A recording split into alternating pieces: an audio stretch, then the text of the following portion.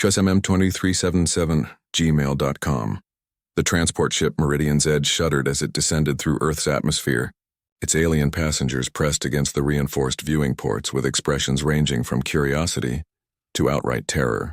Ambassador Zixka of the Hegemony Council clutched her diplomatic satchel tighter, her forearms trembling slightly as the primitive blue world grew larger beneath them. "Barbaric," muttered Commander Thekral, his crystalline exoskeleton clicking with disapproval. "To think we're negotiating with a species that hasn't even achieved proper gravity manipulation." Zixka's compound eyes focused on the rolling green landscapes below. The humans had been discovered only 3 cycles ago, a young species barely beyond their own star system. Yet somehow, impossibly, they had managed to repel 2 separate hegemony scouts, fleets with nothing but kinetic weapons, and what the reports called reckless tactical innovation. The landing was rougher than any civilized transport should endure. As they disembarked onto the crude metal platform, Zixka was struck by the overwhelming sensory assault of this world. The air carried strange scents, growing things, animal musk, and something indefinable that made her respiratory slits flare involuntarily. Gravity pulled at her with relentless consistency, unlike the properly modulated fields of her homeworld. A delegation of humans approached, their bipedal forms moving with surprising grace despite their apparent fragility. The lead figure, a female with graying fur on her cranium, stepped forward with what Zixka's cultural briefings had identified as a smile. "Welcome to Earth, Ambassador Zixka. I'm President Chen, and this is our negotiation team." The human's vocalization was primitive but clear, her universal translator rendering the meaning adequately. "President Chen," Zixka replied formally, "the Hegemony Council appreciates your accommodation of our arrival." As they moved toward the collection of angular structures the humans called buildings, Zixka noticed movement in the distance. Creatures she didn't recognize grazed in vast open spaces, while smaller beings moved among them with casual familiarity. Her cultural attaché Nixvex leaned closer. "Those are called horses, Ambassador. Our intelligence suggests humans form some sort of partnership bond with them." Partnership? Zixka's translator struggled with the concept. In hegemony space, animals were either livestock, pests, or extinct. The idea of cooperation with non-sentient life forms was perplexing. The negotiations commenced in a sterile conference room that felt suffocatingly enclosed after the openness outside. For 3 standard time units, they discussed trade agreements, territorial boundaries, and technological exchanges. The humans were surprisingly sophisticated in their demands, seeking specific biotechnologies while offering raw materials and what they called cultural exchange opportunities. It was during a recess that everything changed. "President." Chen approached Zixka as she stood at a window, observing the strange landscape. "You seem interested in our countryside, Ambassador. Would you like to see it up close?" Zixka's training screamed caution, but something about the human's tone suggested this wasn't mere diplomacy. That would be acceptable. They traveled in a ground vehicle to a facility the humans called a ranch.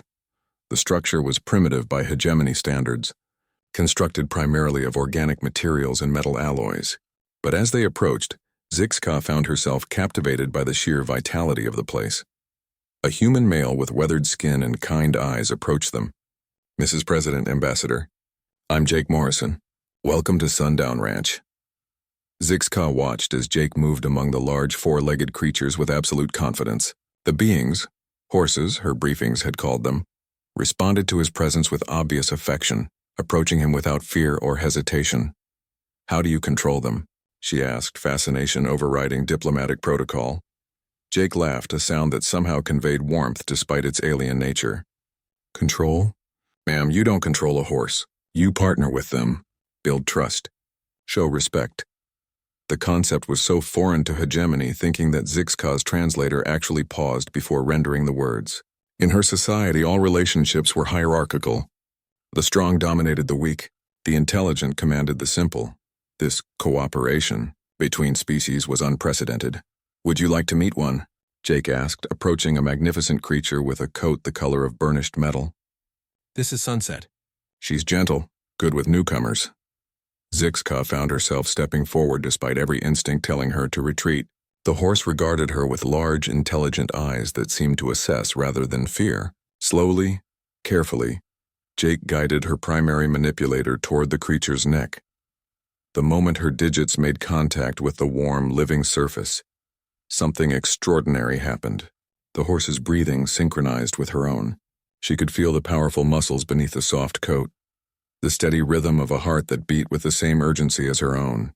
For a being who had spent her entire existence in artificial environments, the raw reality of living flesh was overwhelming. "She likes you," Jake observed with obvious pleasure. Horses are good judges of character. Zixka couldn't speak. Her entire worldview was reshaping itself around this single point of contact. This creature could crush her with minimal effort, yet chose instead to stand calmly, accepting her touch with what could only be called grace. "Would you like to ride her?" Jake asked. The question should have been absurd. Zixka was a senior diplomat, a representative of one of the galaxy's most advanced civilizations. She had no business engaging in primitive recreational activities with non-sentient creatures. "Yes," she heard herself say. The next few minutes passed in a blur of instructions and adjustments. Jake fitted her with safety equipment designed for human physiology, but adapted for her form. President Chen watched with obvious amusement as the alien ambassador prepared for her first equestrian experience. The moment she settled onto Sunset's back, Zixka understood that her life had fundamentally changed.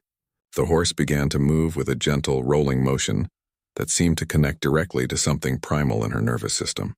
Each step carried her not just across the landscape, but into an entirely new understanding of what life could be. Below her, the earth moved with organic rhythm. Above her, an unfiltered sky stretched to infinity. Around her, the scents and sounds of a truly living world filled her senses with experiences no artificial environment could provide. For the first time in her existence, Ambassador Zixka felt truly alive. As sunset carried her across the open grassland, Zixka realized that these humans had discovered something the hegemony, for all its technological advancement, had lost. They had maintained their connection to the living world, their partnership with other species, their understanding that strength could come from cooperation rather than domination.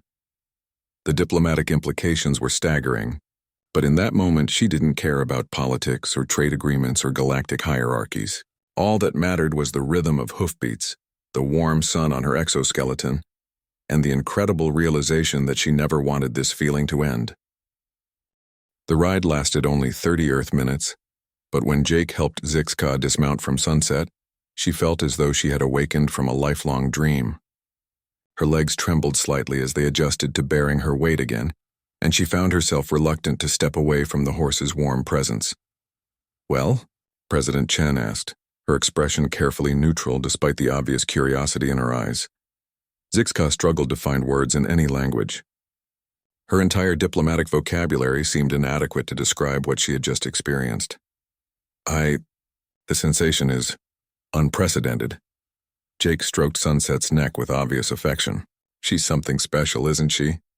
Been with us for 8 years now. Raised her from a filly." "Filly?" Zixka's translator worked overtime to provide context. "You mean this creature develops from a smaller form? And you guided this development?" "Sure did. Fed her, trained her, taught her to trust humans. It's a partnership that grows over time." Jake's weathered face creased into another of those warm expressions humans called smiles. "Takes patience, understanding. Can't rush it." The concept was revolutionary. In hegemony space, genetic engineering and artificial intelligence eliminated the need for such time-intensive relationships. Everything was efficient, predictable, optimized, but also, Zixka now realized, utterly sterile. "How many of these partnerships do you maintain?" she asked, watching as other humans moved among the horses with similar easy familiarity. "We've got about 40 horses on the ranch," Jake replied. "Each one's different. Different personality, different strengths, different needs. That's what makes it interesting. 40 individual relationships, each requiring personal attention and understanding. The mathematics of such an endeavor boggled Zixka's efficiency-trained mind. Yet the results were undeniable. She had just experienced something that no amount of technological advancement had ever provided. As they returned to the main building, Zixka found herself constantly looking back toward the pastures where the horses grazed. The afternoon sun caught their coats, creating a living tapestry of browns, blacks, and chestnuts that shifted and flowed with their movements. "Ambassador," President Chen said quietly as they walked, "I notice you seem quite taken with our equestrian friends." "The experience was educational," Zixka replied, falling back on diplomatic neutrality while her mind raced with implications. "Jake's grandmother started this ranch 70 years ago. 3 generations of the Morrison family have worked with horses, learning from them, teaching them. It's become more than a business, it's a way of life. 3 generations. Zixka's people rarely maintained any tradition for more than a few cycles, before technological advancement rendered it obsolete. The idea of deliberately preserving and passing down knowledge that couldn't be digitized or optimized was almost incomprehensible."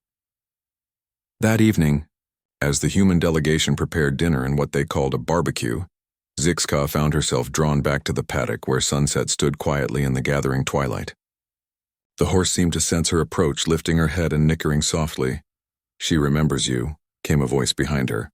Zixka turned to see a young human female approaching, her movements confident and purposeful. "I am Ambassador Zixka," she said formally. "Sarah Morrison, Jake's daughter." The young woman extended her hand in the human greeting gesture, which Zixka attempted to reciprocate with one of her 4 arms. "Dad told me about your ride today. How did you like it?" "It was transformative," Zixka admitted, surprising herself with the honesty. Sarah nodded as though this was a perfectly normal response. That's how it starts for most people. There's something about connecting with a horse that changes how you see the world. In what way? Well, you can't lie to a horse. They sense your emotions, your intentions, your fears.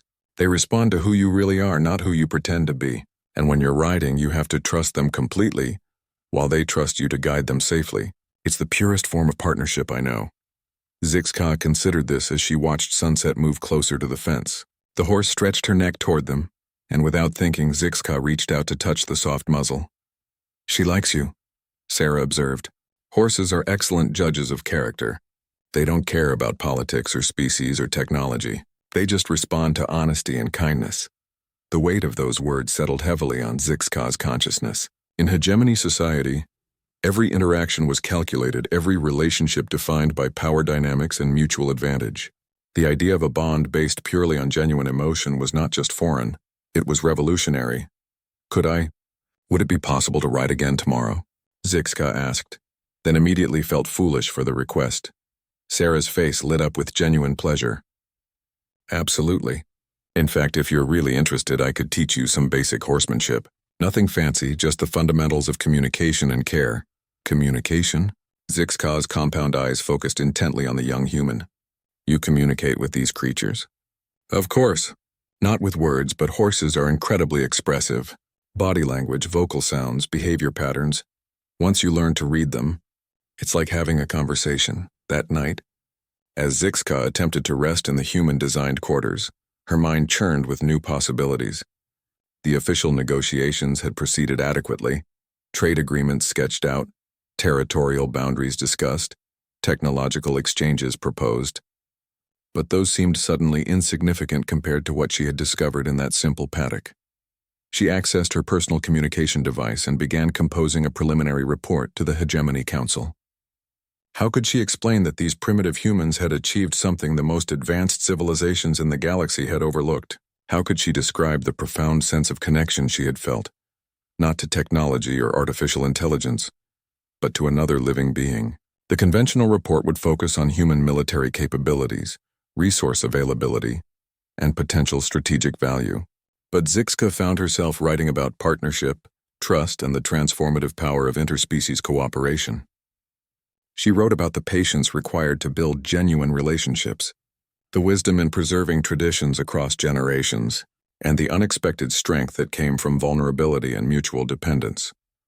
Before she could reconsider, she transmitted the report. The response came within hours.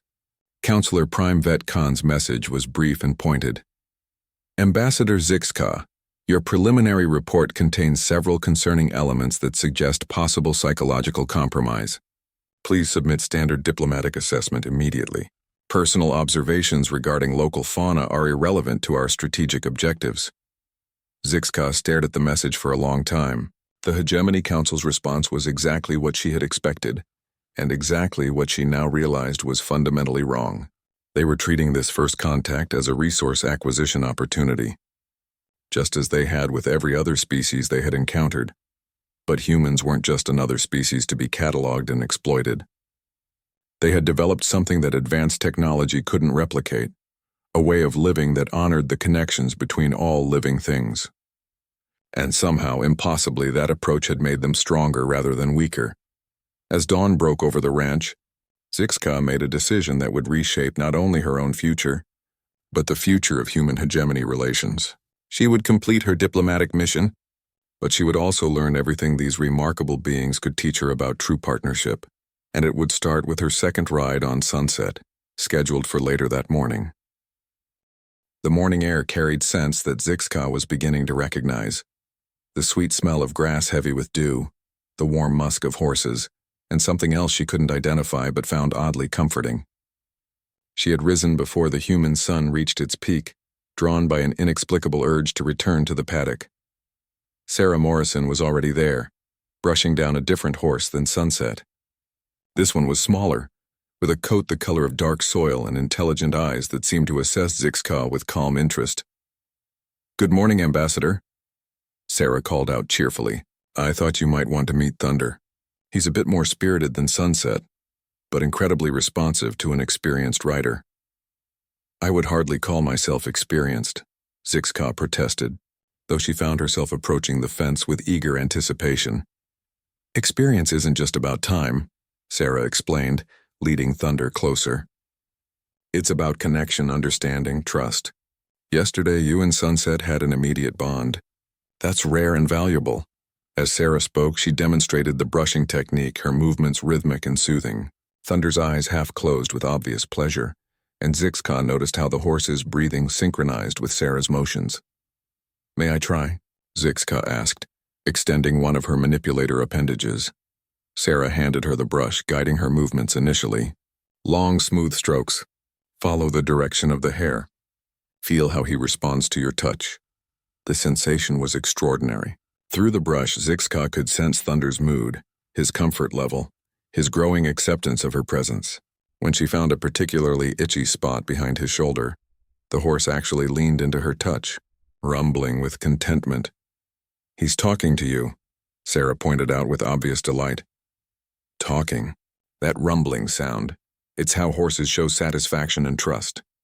He's telling you that you're doing something right." The concept of nonverbal communication with another species fascinated Zixka. In hegemony space, all interspecies contact was mediated through translation technology. The idea of direct emotional communication was both thrilling and slightly terrifying. "Now," Sarah continued, "let's work on mounting. Thunder's a bit taller than Sunset, so you'll need to be confident in your movements." The process of preparing to ride had become a ritual that Zixka found deeply satisfying. Each piece of equipment served a purpose. Each step built trust between horse and rider. As she settled into the saddle, Thunder's ears swiveled back to catch her slightest sound, his body alert but relaxed. "Today we're going to work on communication," Sarah announced, walking alongside as Thunder began a gentle walk. "I want you to think about what you're feeling and see if Thunder responds. I don't understand. Horses are incredibly sensitive to emotion and intention. If you're nervous, they'll be nervous. If you're confident, they'll be confident. Try thinking about where you want to go, but don't use the reins yet. Just intend it." Zixka focused her thoughts on the path leading toward a distant grove of trees. Almost immediately, Thunder's ears pricked forward and his stride purposefully adjusted toward that exact direction. "How did he know?" Zixka asked, amazed. "Horses are prey animals," Sarah explained, jogging easily alongside. "They've evolved to read the tiniest changes in body language, breathing patterns, even chemical signals. You shifted your weight slightly, your posture changed, maybe your scent altered with your focus. Thunder picked up all of those cues." The implication struck Zixka like a physical blow. If horses could detect such subtle changes in other species, what did that suggest about their intelligence? More importantly, what did it suggest about the humans who had developed such deep partnerships with them? As they continued through the morning, Sarah taught Zixka basic riding techniques, but more importantly, she shared the philosophy behind human-horse relationships. It wasn't about dominance or control, but about creating a shared language of trust and respect. My great-grandmother always said that horses don't care how much you know until they know how much you care, Sarah explained as they paused near a stream to let Thunder drink. It's about being genuinely present, genuinely interested in their well-being. This approach would be considered inefficient by my people, Zixka admitted. Would it? How long did it take your civilization to develop space travel? Approximately 1,500 cycles. And how long to develop effective interspecies communication protocols? Zixka paused. We still struggle with that aspect. Humans have been partnering with horses for thousands of years. We've learned that real communication takes time, patience, and mutual respect. Maybe that's why we've been able to adapt so quickly to contact with other species. The observation was profound. The hegemony's approach to new species contact was typically swift and efficient. Establish dominance, extract resources, move on. But humans seem to approach every new relationship as an opportunity for genuine partnership. That afternoon, as Zixka participated in what humans called feeding time, she witnessed something that challenged every assumption she held about civilization and progress. Jake Morrison's 10-year-old grandson worked alongside seasoned ranch hands, caring for horses with a competence and confidence that spoke to years of patient learning. How long has he been working with horses? Zixka asked Jake, since he could walk, started by just being around them, learning to read their moods, understanding their needs. Now he can gentle a nervous horse better than most adults. A child, barely beyond infancy by hegemony standards, demonstrating skills that couldn't be programmed or downloaded. Skills that required personal relationship, accumulated experience, and emotional intelligence. In my society, Zixka said carefully, young beings receive direct neural downloads of necessary information. They achieve competency in cycles rather than years. Jake nodded thoughtfully. That sounds efficient, but I wonder, do they understand the why behind the information? Do they develop the intuition to handle unexpected situations? As if summoned by his words, one of the horses, a young mare named Spirit, suddenly reared in apparent distress. The adult humans moved quickly but calmly, while Jake's grandson approached the agitated animal with remarkable composure. Zixka watched in fascination as the child spoke softly to Spirit, his movements slow and non-threatening. Within minutes he had identified the problem, a stone lodged in her hoof, and guided the mare to allow him to remove it. Downloaded information couldn't have handled that situation, Jake observed quietly. That required reading Spirit's body language, understanding her personality, and knowing how to approach her in a way that built trust rather than increased fear. That evening, as the human delegation prepared for another day of formal negotiations, Zixka found herself questioning everything she thought she knew about advancement and civilization. The hegemony measured progress in technological achievements, territorial expansion, and resource acquisition. But what if they had been measuring the wrong things? What if true advancement wasn't about transcending natural relationships but about deepening them? She spent hours that night reviewing footage from her personal recording device, studying the interactions between humans and horses, analyzing the subtle communications, the patient teaching, the obvious mutual respect. When she finally composed her second report to the Hegemony Council, it was even more revolutionary than the first. She wrote about sustainable partnerships, about the wisdom embedded in traditional knowledge, about the strength that came from understanding rather than dominating the natural world. She also included a formal request that surprised even her. She wanted to extend her stay on Earth to conduct a more thorough study of human-animal partnerships and their implications for interspecies diplomacy. The response was swift and unambiguous. Request denied. Return to standard diplomatic protocols immediately. Personal research interests are not authorized. But as Zixka read the message while standing in the paddock, watching sunset and thunder graze peacefully in the starlight, she realized that some discoveries were too important to abandon for the sake of protocol. Tomorrow would bring new challenges, but tonight, she was exactly where she belonged. The formal negotiations resumed at dawn, but Zixka found her attention divided between the conference room discussions and the sounds drifting through the windows from the ranch. Every whinny, every hoofbeat seemed to call to something deep within her consciousness that she had never known existed. Commander Thekral had grown increasingly suspicious of her behavior. "Ambassador," he whispered during a recess, Your focus appears compromised. The Council expects a standard resource extraction agreement, not these philosophical diversions. 6Ka's 4 eyes fixed on her military attaché with new clarity. Commander, have you observed the human military training protocols?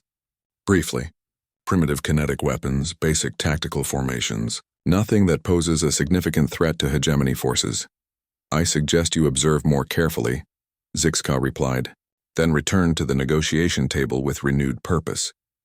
President Chen was presenting humanity's terms for technological exchange when 6Ka interrupted with an unexpected request. President Chen, would it be possible to observe your military training facilities? The human leader's eyebrows rose slightly. An expression 6Ka had learned indicated surprise. Certainly, Ambassador, though I'm curious about your interest. I believe understanding human military philosophy may be relevant to our diplomatic relationship. That afternoon, the alien delegation was transported to what humans called Fort Carson, a military installation that buzzed with activity, but it wasn't the weapons or vehicles that captured 6Ka's attention. It was the horses. Mounted units of human soldiers moved across, training fields with a coordination and fluidity that defied conventional military logic. Individual riders seemed to anticipate each other's movements, responding to threats and terrain changes with a unity that appeared almost telepathic. How do they coordinate so effectively? Commander Thekral asked, his skepticism beginning to waver. Colonel Martinez, their military liaison, smiled proudly. It's not just about the riders, Commander. The horses are as much a part of the unit as the humans. They watch each other, communicate danger signals, adapt to changing situations independently while maintaining formation integrity. 6Ka watched as a training exercise unfolded. Human cavalry units faced off against mechanized opponents in a complex simulation. The horses didn't just carry their riders. They actively participated in tactical decisions, alerting to hidden threats, finding secure footing in difficult terrain, even providing emotional stability to their human partners under stress. Each horse-rider partnership represents years of training and relationship building, Colonel Martinez explained. But the result is a military unit that thinks and responds as a unified organism, rather than just individuals following orders. Inefficient, Thekral muttered, but his tone lacked conviction. Perhaps, the colonel agreed cheerfully, but also unpredictable, adaptive, and incredibly difficult to counter. Our mounted units have consistently outperformed purely technological forces in complex terrain and fluid combat situations. As if to demonstrate his point, the cavalry units in the exercise suddenly broke formation and scattered in response to an ambush scenario. But rather than chaos, their response showed intricate coordination, each horse-rider pair taking advantage of terrain features, flanking positions, and mutual support opportunities that no pre-programmed response could have anticipated. How? 6Ka asked, genuinely amazed. Trust, Colonel Martinez replied simply. The horses trust their riders to make good decisions. The riders trust their horses to execute those decisions safely. The unit trusts each other to adapt and support as needed. That level of trust takes time to build, but once established, it's incredibly powerful. That evening, back at the ranch, 6Ka requested another riding session. This time, Sarah suggested a longer ride through the surrounding countryside, accompanied by several other horses and riders. As they moved across the rolling landscape, 6Ka experienced firsthand what she had observed in the military exercise. Thunder seemed to sense the other horse's movements, adjusting his pace and position without any guidance from her. When they encountered a steep ravine, the horses collectively found the safest crossing point, communicating through subtle body language and vocalizations. It's like they're thinking together, 6Ka observed to Sarah, who rode alongside on a spirited mare named Lightning. In a way they are, Sarah agreed. Horses are herd animals. They've evolved to function as a group mind, individual awareness contributing to collective intelligence. When humans partner with them, we become part of that collective. The implications hit 6Ka like a revelation. Human civilization hadn't just domesticated horses. They had integrated themselves into an existing social intelligence network. They had learned to think collectively while maintaining individual identity. Is this approach used in other aspects of human society? 6Ka asked. Absolutely. Military units, research teams, emergency response groups. anywhere humans need to coordinate complex activities under pressure. We use principles learned from our partnerships with animals. As they crested a hill overlooking a vast valley, Zixka saw something that took her breath away. Hundreds of horses grazed peacefully in groups, while humans moved among them with casual familiarity. Children played near the herds completely safe despite the size and power of the animals around them. "How is this possible?" she whispered. "Mutual respect," Sarah replied. "The horses know the humans will protect them, provide for them, care for them when they're sick or injured. The humans know the horses will carry them safely, warn them of danger, share their strength and speed when needed. It's a partnership that benefits everyone."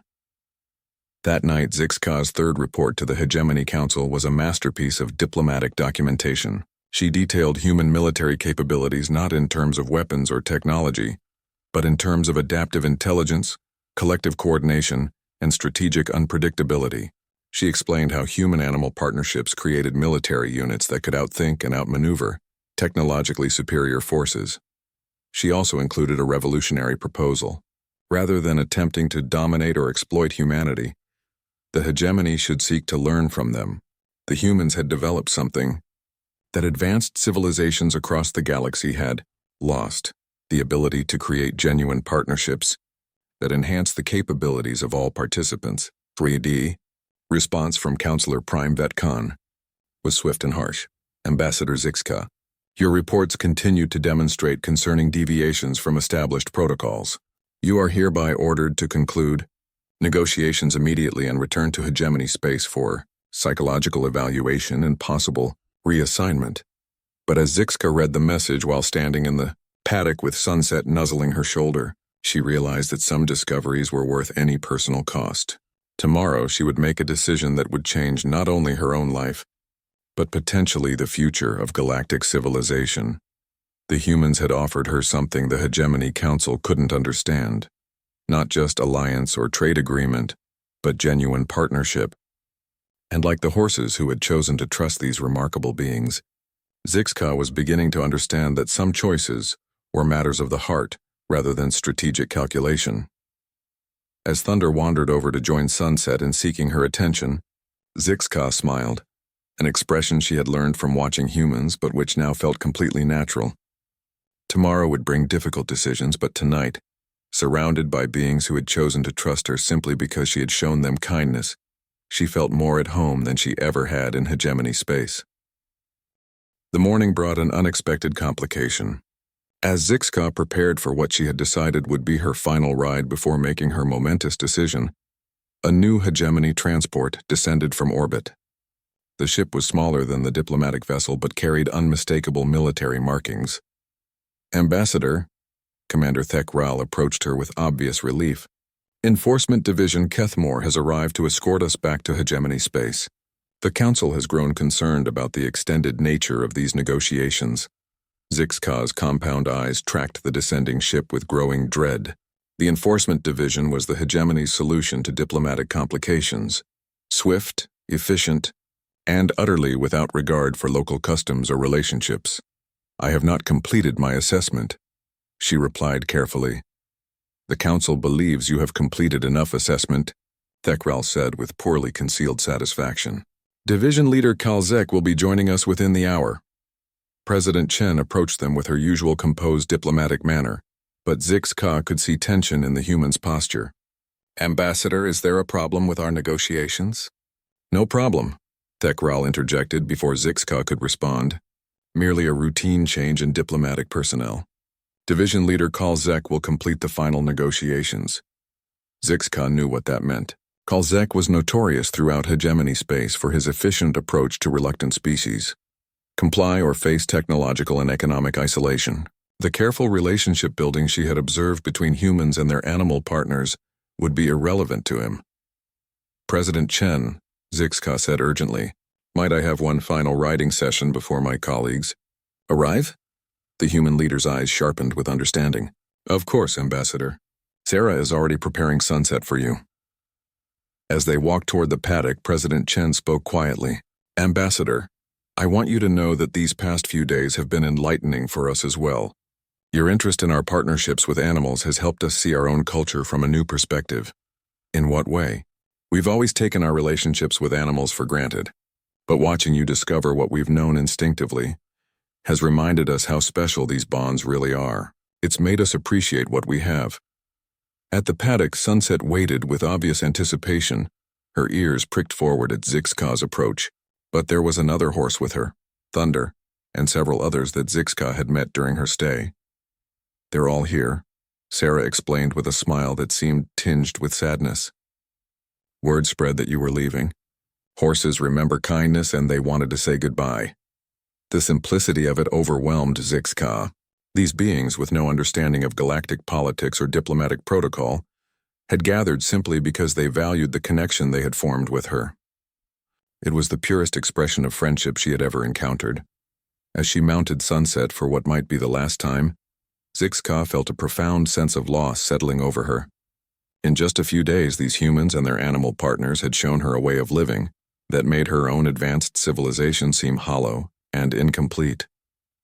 "Where would you like to ride today?" Sarah asked, mounting Lightning with fluid grace. "Somewhere I can think," Zixka replied. They rode in comfortable silence across the rolling grassland, the horses moving with the easy coordination Zixka had come to love. The morning sun painted the landscape in warm colors that no artificial environment could replicate, and the sounds of living things, birds, insects, the wind through grass, created a symphony that spoke to something deep in her consciousness. "Sarah," Zixka said finally, "what would happen if I chose not to return with the enforcement division?" The human considered the question carefully. "Politically, I'm not sure. That would be up to President Chen and the diplomatic corps. But personally, you'd always have a place here. The horses have accepted you, and that's not something they do lightly. Even though I'm not human, especially because you're not human," Sarah replied with conviction. "You've proven that the bonds we form with other species aren't limited by biology or origin. You've shown that trust and respect are universal languages." As they crested a hill, Zixka saw the enforcement division transport landing near the main buildings. Even from a distance, she could see armed figures disembarking, the hegemony's typical approach to diplomatic complications. "Ambassador," Sarah said quietly, "there's something you should know." This morning, President Chen contacted the United Nations Security Council. "They've unanimously voted to offer you political asylum if you want it. Asylum, protection, sanctuary, the right to remain on Earth if you choose, regardless of what your government wants." The concept was staggering. A primitive species, barely beyond their own star system, offering protection to a representative of one of the galaxy's most powerful civilizations. It should have been laughable, except that Zixka had seen what human determination and ingenuity could accomplish. "Why would you take such a risk?" she asked. "Because some things are worth protecting," Sarah replied simply, "and because we believe that understanding between species is more important than political convenience." As they rode back toward the ranch, Zixka's mind raced through possibilities and consequences. Accepting asylum would mean abandoning her position, her status, everything she had worked for in hegemony society. But it would also mean preserving something precious, the connections she had formed, the understanding she had gained, the hope for a different kind of future. At the paddock, Division Leader Kalzek waited with obvious impatience. His crystalline form radiated authority and disapproval as he watched Zixka dismount from Sunset. "Ambassador Zixka," his mental voice cut through her consciousness like a blade, "you will accompany me immediately. These distractions have delayed our schedule unacceptably." "Division Leader," Zixka replied formally, "I request additional time to complete my cultural assessment." "Denied. Gather your materials. We depart within the hour." But as Kalzek spoke, something extraordinary happened. Sunset moved between him and Zixka, her ears pinned back in obvious displeasure. Thunder joined her, followed by Lightning and several other horses. Within moments, Zixka found herself surrounded by a protective circle of horses, their body language clearly communicating their disapproval of the new arrival. "Fascinating," President Chen observed, approaching with Jake and Sarah. "I've never seen them react like that to a visitor." "Animals often sense things we miss," Jake added thoughtfully. "Horses are particularly good at reading intent and character." Kalzek's form flickered with agitation. "These beasts are irrelevant. Ambassador, you will come with me now." Actually, President Chen interjected smoothly, Ambassador Zix Ka has been granted political asylum by the United Nations. She is under the protection of Earth's government and is free to choose whether to remain or depart. The silence that followed was charged with potential conflict. Kalzek's mental emanations grew cold and threatening, while the humans remained calm but clearly resolved. And in that moment, surrounded by beings who had chosen to protect her simply because she had shown them kindness and respect, Zix Ka made her choice. Division Leader Kalzek, she said clearly, I formally request asylum with the human government. I choose to remain on Earth to continue my cultural studies. The horses nickered approvingly, as if they understood perfectly what she had decided. And perhaps Zix Ka realized they did. The aftermath of Zix Ka's asylum request created a diplomatic crisis that rippled across the galaxy. Division Leader Kalzek's fury was palpable as he transmitted urgent communications to the Hegemony Council, while President Chen calmly activated Earth's newly established diplomatic protocols for interstellar incidents. You understand the implications of this decision? Kalzek's mental voice crackled with barely controlled rage. The hegemony does not tolerate defection. This is not defection, Zix Ka replied with surprising calm, one hand resting on Sunset's neck for comfort.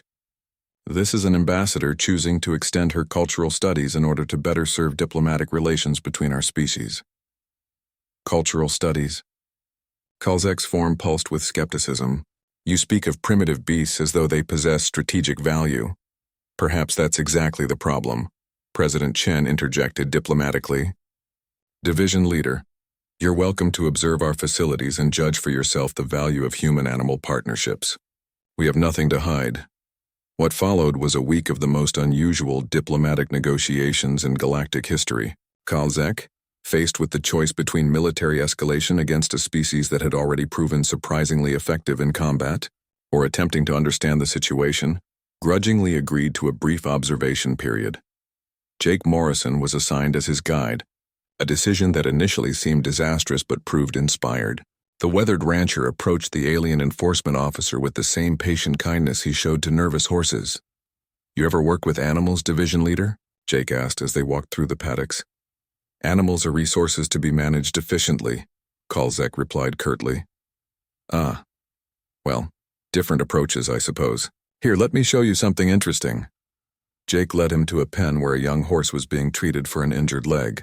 The veterinarian, Dr. Susan Walsh, was working with careful precision, while two ranch hands held the animal steady. This horse, Comet, stepped in a hole yesterday, Jake explained. Injury like this could be career-ending for a racing horse, worthless from a resource perspective, Kalzek observed with typical hegemony efficiency analysis. The logical solution would be termination and replacement. Probably, Jake agreed mildly. But Comet's been with us for 5 years. He's got a good temperament, excellent bloodlines, and he saved riders from serious accidents 3 times by alerting to dangers they missed. So we fix him up, give him time to heal, and find new ways for him to contribute. Economically inefficient. Maybe. But watch this. Jake whistled softly, and Comet's ears swiveled toward him despite the medical treatment. The horse whickered recognition, his tense muscles relaxing noticeably. How did that animal recognize your specific acoustic signature among the environmental noise? Kalzek asked, his scientific curiosity overriding his disapproval. Horses remember kindness, Jake explained. Comet knows I've never hurt him, never put him in unnecessary danger. That trust is more valuable than any technology. Meanwhile, Zix Ka was experiencing her first taste of life as a permanent Earth resident.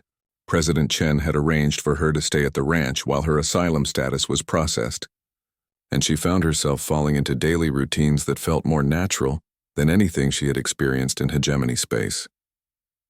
Each morning, she helped with feeding and grooming the horses. Each afternoon, she rode with Sarah or Jake, exploring different aspects of human-animal partnerships. Each evening, she worked on comprehensive reports that documented everything she was learning. You realize you're probably never going home, Sarah observed one evening as they sat watching the horses graze in the twilight. I'm beginning to think I am home, Zix Ka replied, surprising herself with the honesty of the statement. Any regrets? Zix Ka considered the question carefully. I miss my family. My colleagues who genuinely cared about advancing knowledge rather than just maintaining power. But I don't miss the sterile environment, the constant efficiency calculations, the inability to form real connections. What will you do if the hegemony refuses to accept your asylum? Then I suppose Earth will discover whether human-alien partnerships are as strong as human-animal partnerships. The test came sooner than expected. On the 7th day of Kalzek's observation period, 3 additional hegemony ships appeared in Earth's orbit. The message was clear: return Zixka or face the consequences. President Chen convened an emergency session with her Security Council, while Zixka found herself at the center of a diplomatic crisis that could determine the future of human hegemony relations. Ambassador General Harrison, Earth's military commander, addressed her with professional courtesy. We need to understand exactly what we're facing. What are the hegemony's likely response patterns? Typically, economic isolation followed by technological suppression, Zixka replied honestly. If those prove insufficient, they will likely attempt to demonstrate superior firepower through selective strikes on military targets. And if we resist, then they will apply the same protocols they have used on 47 other species: systematic degradation of infrastructure until compliance is achieved. The room fell silent as the implications sank in. Earth was facing the possibility of interstellar war over one alien refugee. "Ma'am," Colonel Martinez spoke up, "our mounted units have been running constant training exercises since this crisis began. We've developed some unconventional tactical responses that might surprise them." "Horses against starships?" General Harrison asked skeptically. "Not horses against starships," Zixka interjected with growing excitement. "But the principles humans have learned from horses applied to interstellar conflict. Adaptability, collective intelligence, trust-based coordination. These are exactly the tactical advantages that allowed humans to repel the initial hegemony scout fleets." "Explain," President Chen requested. Zixka stood and moved to the tactical display. "Hegemony military doctrine is based on technological superiority and rigid hierarchical command structures. They expect opponents to respond predictably to superior firepower, but human-horse partnerships have taught you to think collectively while maintaining individual initiative. Your military units can adapt and coordinate in ways that no programmed response can anticipate." "You're suggesting we can outthink them?" General Harrison asked. "I'm suggesting you already have," Zixka replied. "Division Leader Kalzek has been observing your ranching operations for a week, trying to understand why an advanced diplomat would choose to remain here. He's beginning to see that what you call primitive partnerships actually represent a sophisticated form of intelligence that the hegemony has never encountered." That evening, as Earth's leaders debated response strategies, Zixka returned to the ranch to find Kalzek standing alone in the paddock, watching the horses with an expression she had never seen on a hegemony face before. "Uncertainty, Division Leader?"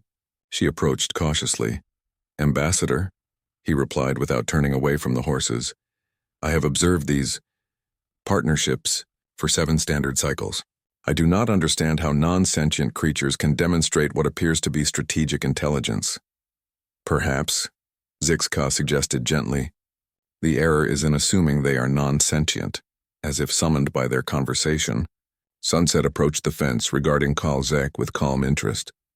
The horse showed no fear, only curiosity about this new being. "It seems to be evaluating me," Kalzek observed. "She is," Zixka confirmed. "And deciding whether you can be trusted." "Based on what criteria?" "The same criteria any intelligent being would use: consistency between words and actions, respect for others' autonomy, willingness to form genuine rather than exploitative relationships." Kalzek was silent for a long time, his crystalline form shifting through subtle color variations that indicated deep thought. Finally, he turned to face Zixka directly. "The fleet commanders are prepared to begin enforcement protocols tomorrow," he said quietly. "Unless I recommend alternative approaches. And will you?" "I believe," Kalzek said slowly, "that the hegemony may have much to learn from these humans and their partners." The final confrontation came at dawn, but not in the way anyone expected. Division Leader Kalzek had transmitted his report to the hegemony fleet during the night, recommending a complete reassessment of Earth's strategic value. The response was swift and uncompromising. "Fleet Commander, Zarvex would personally oversee Zixca's retrieval and Earth's subsequent compliance protocols. As the largest hegemony vessel in galactic service descended toward Earth's surface, President Chen gathered her team at the ranch. The symbolism was deliberate. If humanity was to make its stand for the right to form genuine partnerships with other species, it would happen here, where those partnerships were strongest. Zixca stood in the paddock surrounded by horses, her forearms gently stroking Sunset's neck, while Thunder nuzzled her shoulder. The sight would have been absurd by traditional diplomatic standards, but to those who understood what she had discovered, it represented something profound, proof that connection transcended species boundaries. Ambassador, President Chen approached with her usual calm dignity. Fleet Commander Zarvex has demanded your immediate surrender. He's given us 1 hour to comply. And Earth's response? Zixca asked, though she suspected she knew the answer. We don't abandon our friends, the President replied simply, human or otherwise. The massive hegemony ship settled onto the landing field with technological precision that dwarfed everything around it. As the entry ramp descended, Zixca felt a familiar dread settle over her. The cold efficiency of her former civilization, the rigid hierarchies, the inability to understand anything that couldn't be measured or optimized. Fleet Commander Zarvex emerged in full ceremonial regalia, his crystalline exoskeleton enhanced with technological augmentations that marked his status as one of the hegemony's most senior military leaders. Behind him marched an escort of enforcement troops, their weapons and armor representing the pinnacle of galactic military technology. But as they approached the ranch buildings, something unexpected happened. The horses began to gather. It started with Sunset and Thunder, who had remained close to Zixca throughout the morning. Then Lightning joined them, followed by Comet despite his healing injury. Within minutes, the entire herd had moved to form a protective circle around the group of humans and their alien friend. Fascinating, Jake Morrison observed quietly. I've never seen them respond like this to a threat they don't understand. They understand perfectly, Sarah replied, her voice tight with tension. They can sense intent, and these newcomers definitely don't come in peace. Fleet Commander Zarvex approached with military precision, his attention focused solely on Zixca. Ambassador Zixca, you will return to hegemony space immediately for disciplinary processing. This primitive world's attempt to interfere with hegemony justice is terminated. Fleet Commander, Zixca stepped forward, drawing strength from Sunset's warm presence beside her. I request the right to present evidence regarding the strategic value of Earth's partnership protocols. Denied. You have been compromised by extended exposure to primitive cultural influences. Perhaps you should examine those influences before dismissing them. President Chen interjected diplomatically. Zarvex's attention shifted to the human leader with obvious disdain. Your species will cease this interference or face immediate consequences. We have technological capabilities that render your resistance meaningless. Do you? The question came from an unexpected source. Division Leader Kalzek, who stepped forward with evident reluctance. Fleet Commander, I have spent 7 cycles observing Earth's strategic capabilities. I believe we may be underestimating their potential. Explain, Zarvex commanded curtly. Their military effectiveness doesn't rely solely on technology. Kalzek began, his mental voice carrying new uncertainty. They have developed coordination protocols based on biological partnerships that create unpredictable tactical advantages. As if to demonstrate his point, Colonel Martinez appeared leading a mounted unit of Earth's cavalry. The riders moved with the fluid coordination Zixca had come to love, their horses alert and responsive to threats their human partners might miss. Primitive transportation, Zarvex dismissed immediately. Watch, Kalzek suggested. At some unspoken signal, the mounted unit began a complex maneuver that showcased everything Zixca had learned about human-horse partnerships. Individual riders adapted to terrain changes while maintaining perfect formation. Horses alerted to threats their riders couldn't see, while riders guided their mounts through tactical challenges that required split-second decisions and absolute trust. But the real demonstration came when one of the horses suddenly reared and whinnied a warning. Within seconds, the entire unit had shifted formation and direction, responding to something none of the observing aliens had detected. Moments later, a hegemony surveillance drone crashed to the ground, where the cavalry unit had been moments before. disabled by Earth's defensive systems that the horses had somehow sensed before any technology could detect it. How did they know? Zarvex demanded, his confidence shaken. Partnership, Zixka replied, moving to stand beside Colonel Martinez and his mount. The horses sensed electromagnetic emissions from your surveillance device. The riders trusted their partner's instincts. The unit responded as a collective intelligence rather than a hierarchical command structure. You're suggesting these animals possess strategic intelligence? I'm suggesting that humans have learned to integrate biological intelligence with their own decision-making processes in ways that create capabilities we've never encountered, Zixka explained. They don't just use animals as tools, they form genuine partnerships that enhance the abilities of all participants. Fleet Commander Zarvex studied the mounted troops with new attention. This coordination protocol, it can be replicated across larger military units? We've been doing exactly that for the past week, General Harrison replied, approaching with evident pride. Every branch of our military has been integrating partnership principles into their tactical doctrine. The results have been illuminating. Demonstrate, Zarvex commanded. What followed was the most unusual military demonstration in galactic history. Earth's forces showcased not advanced weapons or overwhelming firepower, but something far more subtle and dangerous. The ability to think and act as a unified organism while maintaining individual initiative and creativity. Infantry units moved with the coordinated instincts of pack hunters.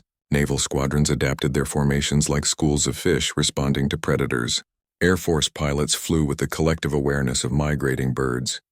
But the most impressive demonstration came from the cavalry units, whose partnership with their animal companions created tactical capabilities that no programmed response could counter. Remarkable, Zarvex admitted finally. But this still does not explain why Ambassador Zixka chose to abandon her duties. Because she discovered something the hegemony has forgotten, President Chen replied.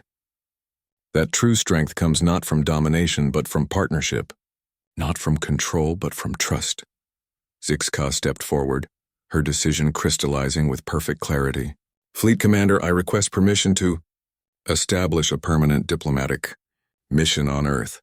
These humans have developed approaches to interspecies cooperation that could revolutionize galactic civilization, and if I refuse, then you'll discover whether human-alien partnerships are as effective as human-animal partnerships.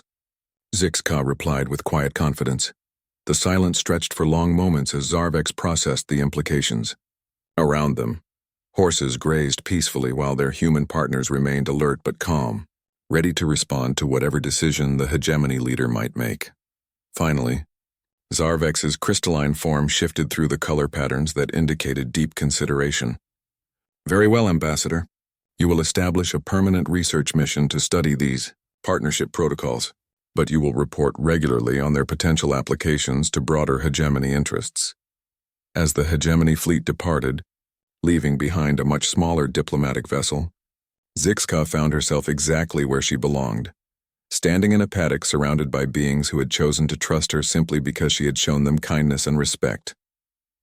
So, Sarah asked with a grin, ready for your next riding lesson?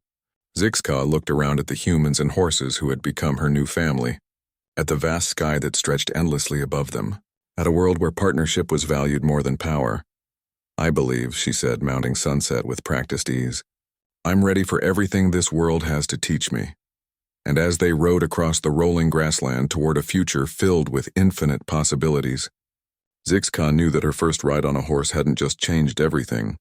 It had changed her species' relationship with humanity, and perhaps eventually would change the galaxy itself. Some discoveries, she reflected as Sunset's hoofbeats carried her toward the horizon, were worth any sacrifice. And some partnerships once formed lasted forever.